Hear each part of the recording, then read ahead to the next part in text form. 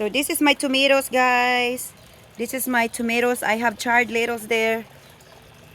So they're growing, they're growing. My eggplant is over there, guys. So my garden are growing. Oh, look at this, guys. My alugbati and my bell pepper.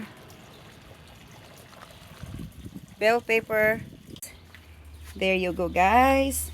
Just wanna share my my garden here outside.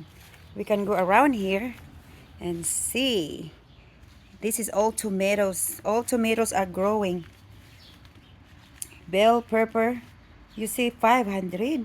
509 in the house. Yes, guys, look at that. We have 500 eyes in the house. Thank you. Thank you so much. So here's my tomatoes. They are growing. They're growing so good. That's my okra over there.